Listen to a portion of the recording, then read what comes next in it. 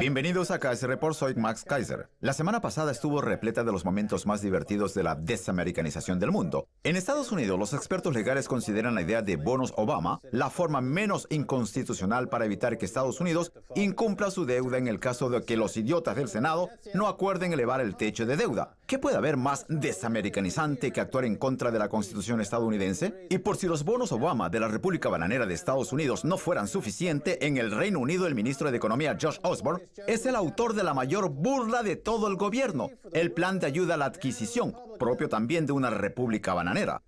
Osborne afirma que con un poco de suerte se producirá un boom inmobiliario y todo el mundo se alegrará de que suba el precio de las casas. ¡Qué divertido! Sin embargo, la broma de Josh Osborne no ha tenido mucho éxito entre sus compañeros de gobierno que consideran que inflar de nuevo la burbuja hasta que estalle no es motivo de risa. Señor Poncio Osborne, Stacey Herbert. Vaya con los del gobierno, no tienen ningún sentido del humor. Incluso el diario Independent titula "Una mala semana para el contribuyente británico". Y es que parece ser que las grandes empresas no pagan impuestos, por lo que están engañando al contribuyente. También ha resultado problemática la oferta pública de venta de Royal Mail, la empresa de correos del Reino Unido, que ha provocado que el gobierno pierda una gran cantidad de dinero. La oferta pública de venta de Royal Mail, una metedura de pata de 1.300 millones de libras. A pesar de que las acciones de Royal Mail llevan cotizando menos de un día, ya constituyen un éxito desmedido hasta el punto de que la oferta pública de venta de la empresa, constituida durante el reinado de Enrique VIII y hasta ahora propiedad del Estado, ha provocado las críticas del gobierno británico. A los pocos minutos de su salida al mercado, el precio de las acciones subió casi el 40%, lo que pone de manifiesto que el gobierno podría haber obtenido 1.300 millones de libras más por la venta. Se trata de otro plan de ayuda a la adquisición de votos diseñado por el ministro de Economía. Muchos de los miembros de la plebe que decidieron adquirir acciones ya han conseguido pequeños beneficios que gastaron la noche del sábado pasado en Londres, Birmingham, Manchester o Sheffield, donde pueden verse grandes charcos de vómito en las calles. ¡Es la victoria del vómito! Hemos ganado una cantidad de dinero paupérrima vendiendo a los sinvergüenzas que gestionan el capital privado, unos activos que tardamos décadas en construir. ¡Somos británicos! Y el vómito es nuestra forma de victoria. Bien, cabe señalar que 2/3 de las acciones fueron adquiridas por los banqueros, mientras que solo 1/3 fue a parar a la población al precio de 750 libras. Al cierre del primer día de cotización el pasado viernes, la valoración era de 4.600 millones de libras, y sin embargo, antes de su salida a bolsa, los analistas financieros advirtieron a Osborne que el precio de salida era muy inferior al precio real, que se acercaba como mínimo a los 4.500 millones de libras. Osborne dijo que esa cifra le parecía absurda, pero la realidad es que finalmente su valor acabó siendo de 4.600 millones. Las acciones estaban regaladas y nos encontramos ante un nuevo regalo a los banqueros, un nuevo rescate a esos mentirosos compulsivos, a esos terroristas financieros en serie. Osborne emitió un cheque por miles de millones de libras que ha ido a parar directamente a su bolsillo. Han invertido dinero en activos que nunca más volverán a ver la luz, que no circulan en la economía y que, por lo tanto, no contribuyen al crecimiento del PBI. Pero sí lograrán incrementar el costo de los servicios de correo en el Reino Unido, al igual que cuando privatizaron la energía y la sanidad. Al fin, se crea una especie de círculo vicioso, puesto que ahora han decidido volver a nacionalizar el transporte.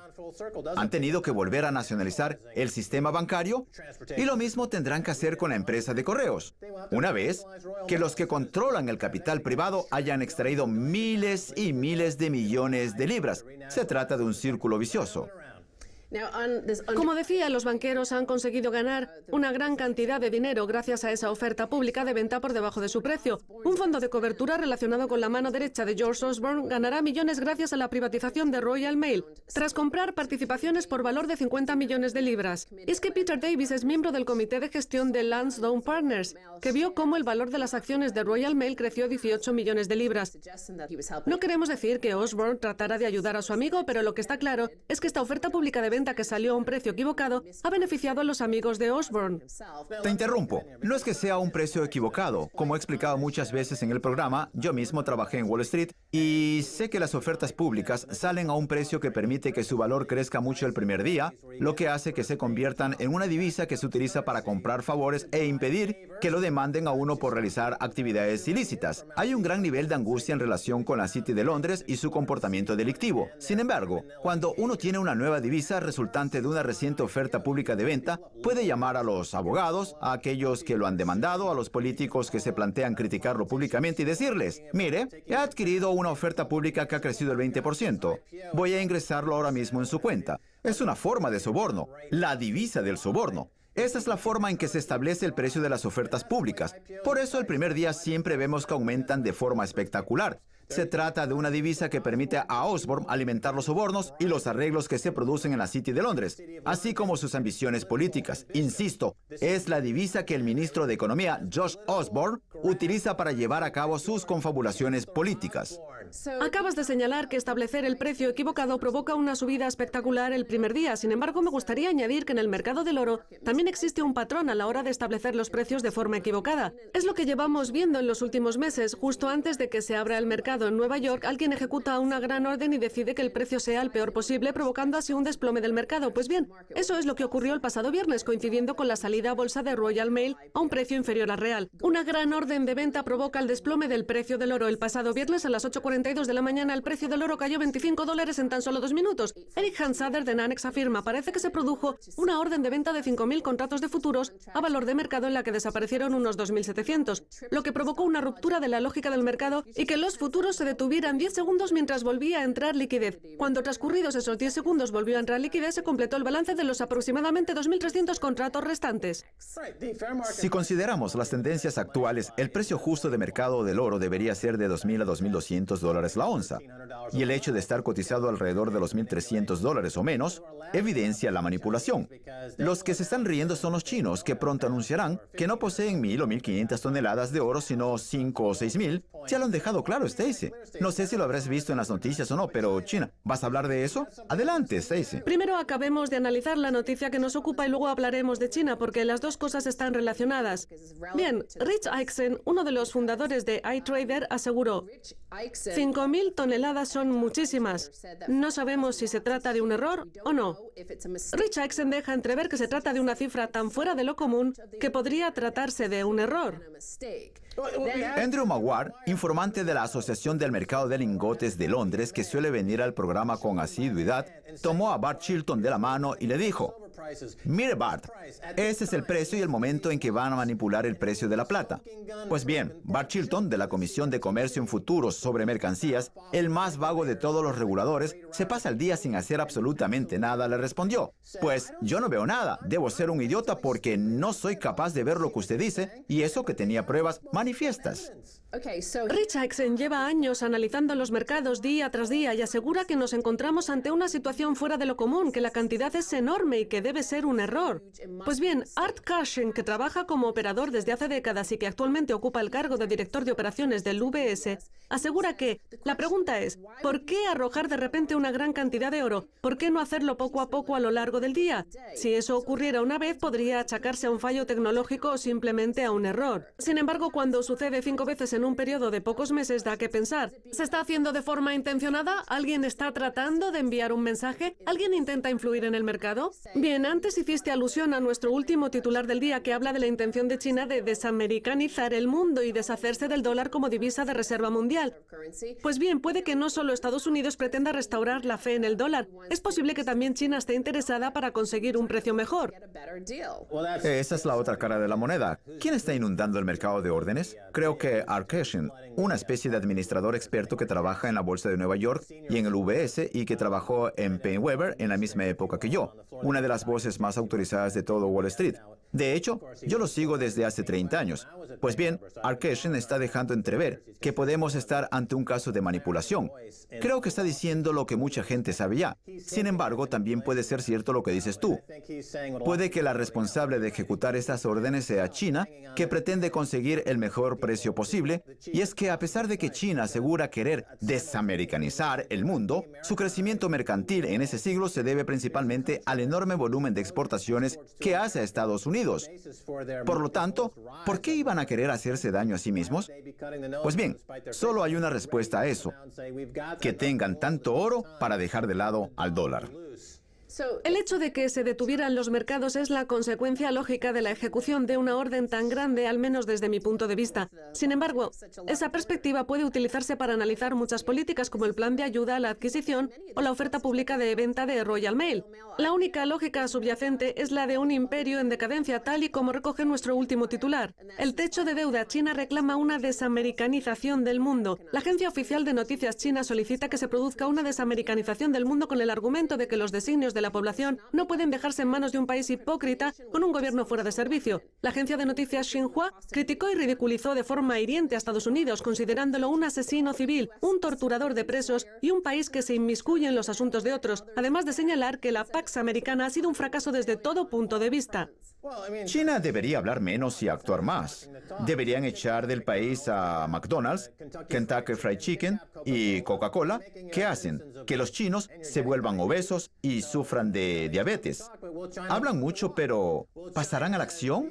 ¿Comprarán oro de forma agresiva hasta el punto de que... Dijiste que ya lo están haciendo. Hace poco entrevistaste a Jan Scholes, cuyas investigaciones parecen indicar que China puede llegar a tener incluso 6.000 toneladas de oro. Sabemos que durante los primeros 8 meses del año salieron de Occidente 1.000 toneladas de oro rumbo a China. Sabemos que el índice de fondos negociables en el mercado del GLD devuelve 400 toneladas de oro.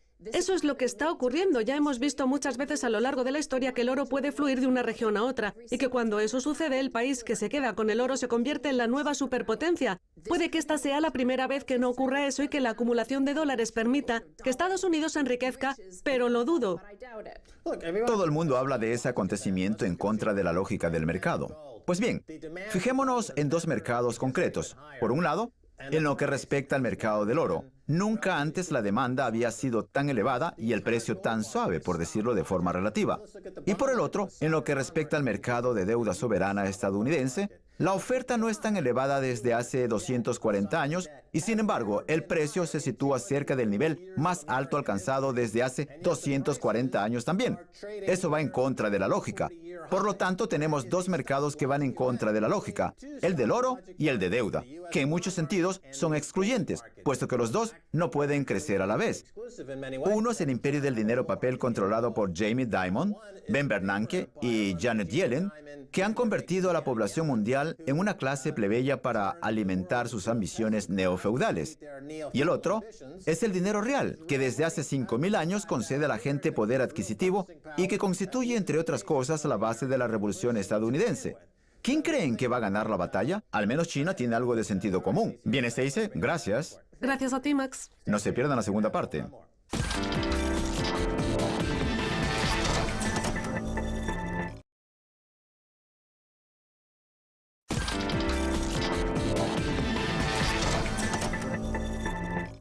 Bienvenidos de nuevo a Kaiser Report. Soy Max Kaiser.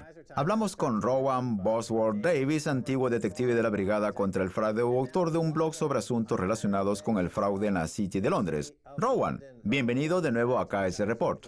Es un placer, Max. Muy bien, Rowan. Gracias a Edward Snowden, sabemos que hay un gran sistema de vigilancia que recopila información sobre todos nosotros, supuestamente para protegernos de la posibilidad de un ataque por parte de terroristas religiosos. Sin embargo, a nuestro alrededor tenemos un peligro mucho más real: los banqueros mafiosos que provocan un daño irreparable a las finanzas. Y a pesar de ello, el Estado no hace nada. ¿Qué le parece esa doble vara? Creo que todo se remonta a algo que dijo un sociólogo estadounidense, Edwin Sutherland, nada menos que en 1949. Sutherland, que fue quien acuñó la expresión delitos de guante blanco, escribió un libro en el que señalaba que la sociedad presenta un sesgo constante entre aquellos que perpetran actos delictivos que el Estado desea prohibir y aquellos que participan en la manipulación del dinero, a los que él denominaba la clase socioeconómica alta. Esa no es más que una expresión altisonante. En realidad se refería a los hombres de negocios. Lo que decía es que la sociedad juzga a las autoridades, las cuales tienen un cierto grado de empatía con los banqueros. los abogados y los contables, que les impide tenerlos en cuenta cuando se habla de delincuencia. Siempre están dispuestos a dar un paso atrás para apoyar los negocios, porque no han conseguido que formen parte de una categoría delictiva, como sí han hecho con el crimen organizado. Muy bien, el lenguaje de las leyes no permite que se castigue a los delincuentes de guante blanco porque no caracteriza ni define bien su comportamiento en términos delictivos.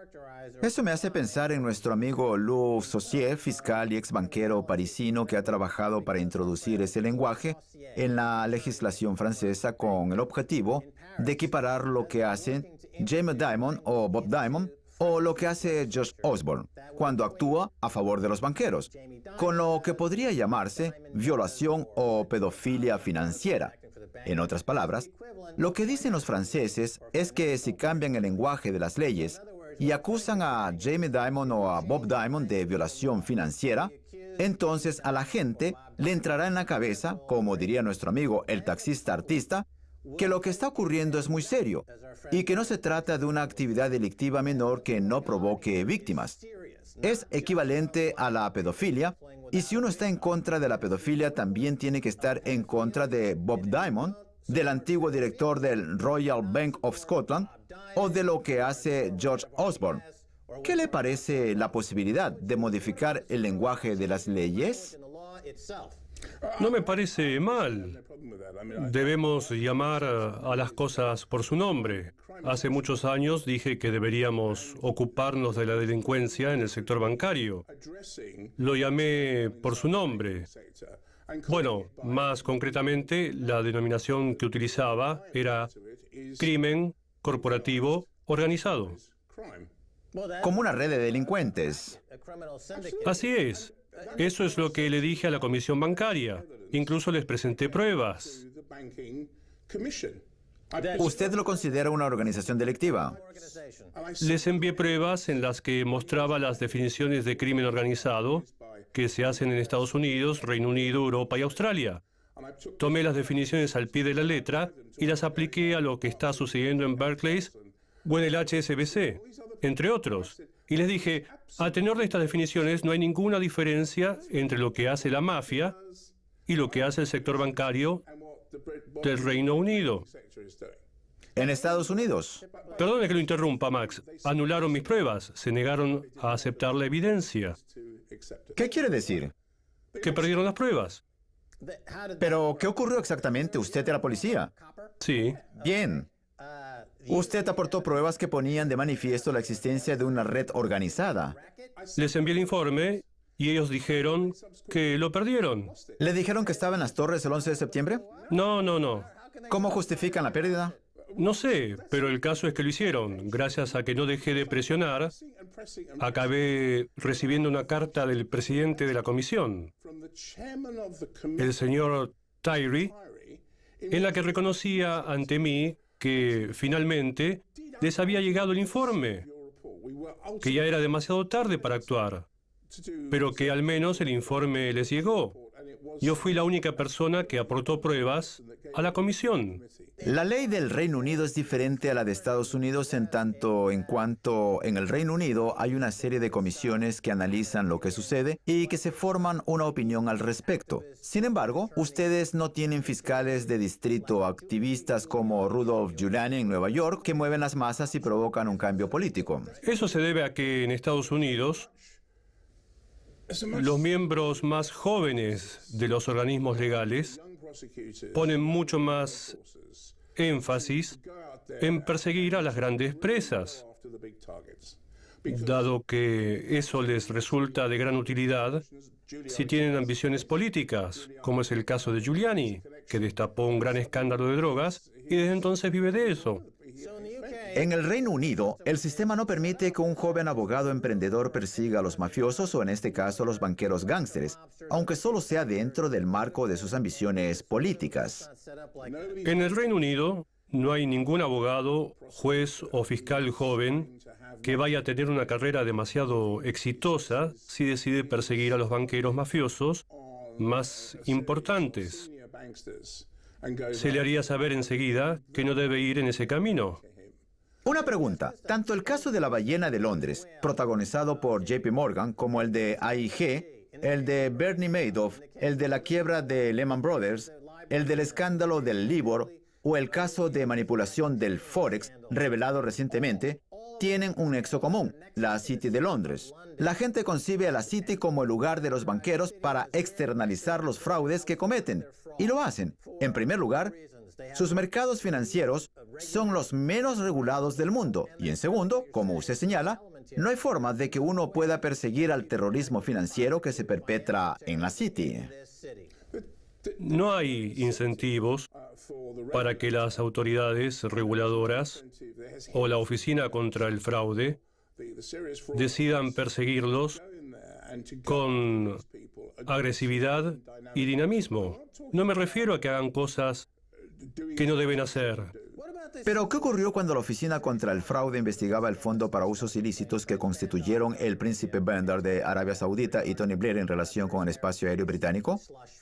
El Financial Times cuenta que supuestamente Bandar amenazó a Blair diciéndole que si no ponía fin a la investigación sobre ese fondo, no podía asegurar que no volvieran a producirse en Londres atentados como los del 7 de julio. Y Blair accedió a su petición.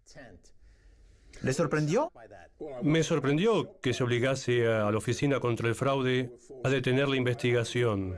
Por cierto, yo no tenía constancia de que hubiera una amenaza terrorista. El Financial Times no deja de publicar información al respecto. Parece ser que Bandar hizo lo mismo con Rusia, amenazándola con atentados si no actuaba a favor de los intereses de Arabia Saudita en el conflicto de Siria. Otro caso de amenaza terrorista por parte del príncipe Bandar. Te creo.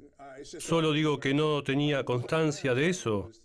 Yo pensaba que la amenaza era que si proseguía la investigación, las empresas del Reino Unido no conseguirían esos contratos jugosos, que de lo contrario sí se llevarían. Pues amenazó con un nuevo 7 de julio. Muy bien, gracias. Es de dominio público. El caso es que, fuera cual fuera la amenaza, lo que me sorprendió es que se detuviera la investigación. Conozco al director de la Oficina contra el Fraude y es una buena persona. Me sorprendió que...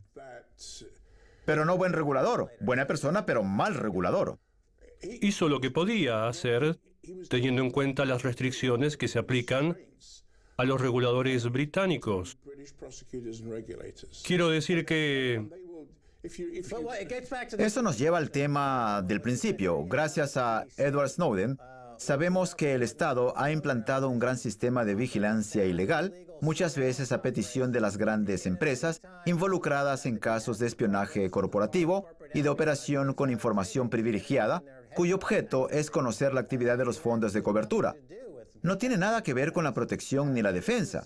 Y es que son los mismos que diseñan maquinaciones invasivas que destruyen por completo cualquier señal de derechos humanos y civiles en este país.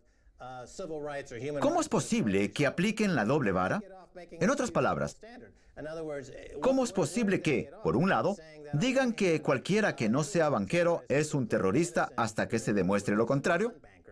Y por el otro, ¿los banqueros son siempre inocentes? Quizás porque somos demasiado cobardes como para hacer algo al respecto. Creo que en lo que tenemos que fijarnos es en el papel de la City de Londres y su relación con las empresas públicas limitadas del Reino Unido. Antes pensaba que el papel de la City era ofrecer apoyo económico al país, al igual que el papel de la policía es hacer cumplir la ley, el de los profesores educar a nuestros menores o el de los médicos preservar nuestra salud. Pero era un pensamiento muy ingenuo, porque hace poco me di cuenta de que la City tiene sus propias leyes. Le entiendo, pero digamos las cosas claras. Están difundiendo y financiando el terrorismo. El HSBC financia el terrorismo de forma directa. Así son las cosas. Los mexicanos a los que se les corta la cabeza tienen que agradecérselo al HSBC. Y a este gobierno le importa un pimiento. No tienen escrúpulos. Pero bueno, hablemos de algunos aspectos interesantes de la ley británica. Hace poco se aprobaron las normas para la protección del orden público, en cuya virtud se permite a la policía acosar a personas trabajadoras por una cantidad irrisoria, como si se tratara de una operación de derribo, propia de un país tercermundista. ¿Qué ocurre?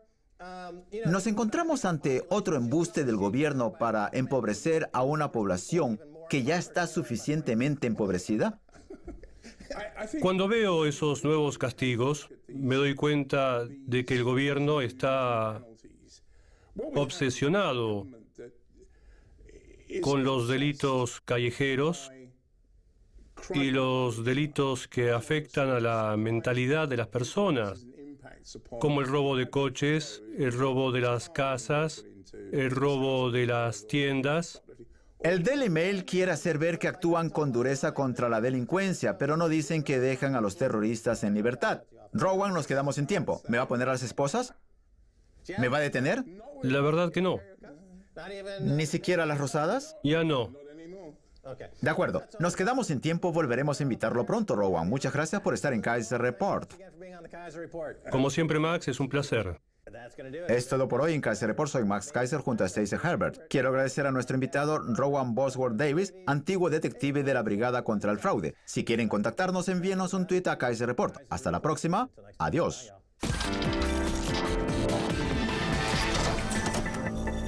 Plan de ayuda a la adquisición, propio también de una república bananera.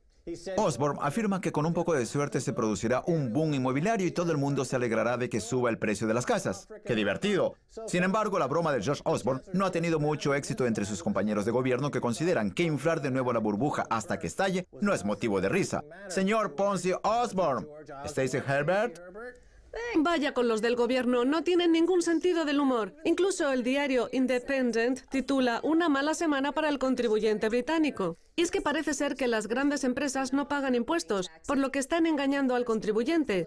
También ha resultado problemática la oferta pública de venta de Royal Mail, la empresa de correos del Reino Unido, que ha provocado que el gobierno pierda una gran cantidad de dinero. La oferta pública de venta de Victoria del vómito. Hemos ganado una cantidad de dinero paupérrima vendiendo a los sinvergüenzas que gestionan el capital privado, unos activos que tardamos décadas en construir. ¡Somos británicos! Y el vómito es nuestra forma de victoria.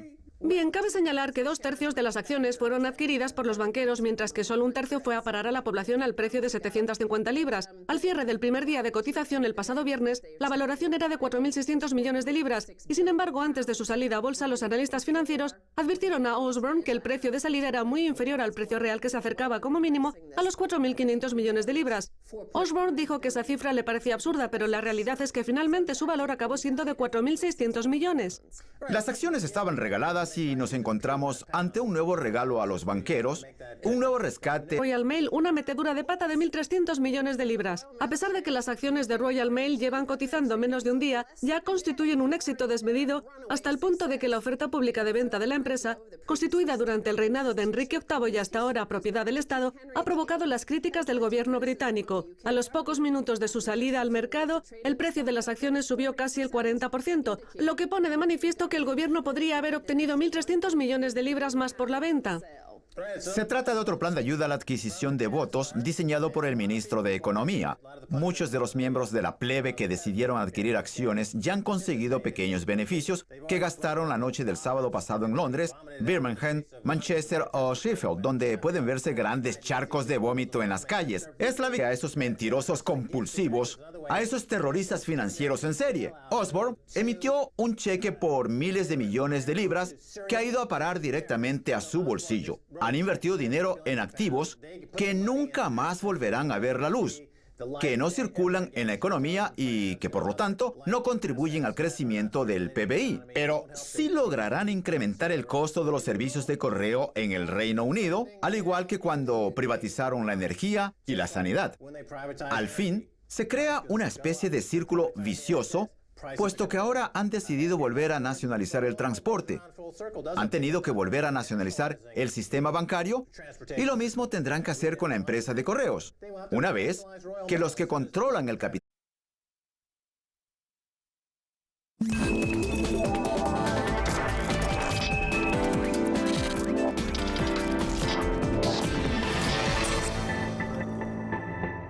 Bienvenidos a Kaiser Report, soy Max Kaiser. La semana pasada estuvo repleta de los momentos más divertidos de la desamericanización del mundo. En Estados Unidos, los expertos legales consideran la idea de bonos Obama la forma menos inconstitucional para evitar que Estados Unidos incumpla su deuda en el caso de que los idiotas del Senado no acuerden elevar el techo de deuda. ¿Qué puede haber más desamericanizante que actuar en contra de la Constitución estadounidense? Y por si los bonos Obama de la República Bananera de Estados Unidos no fueran suficiente, en el Reino Unido el ministro de Economía Josh Osborne es el autor de la mayor burla de todo el gobierno. El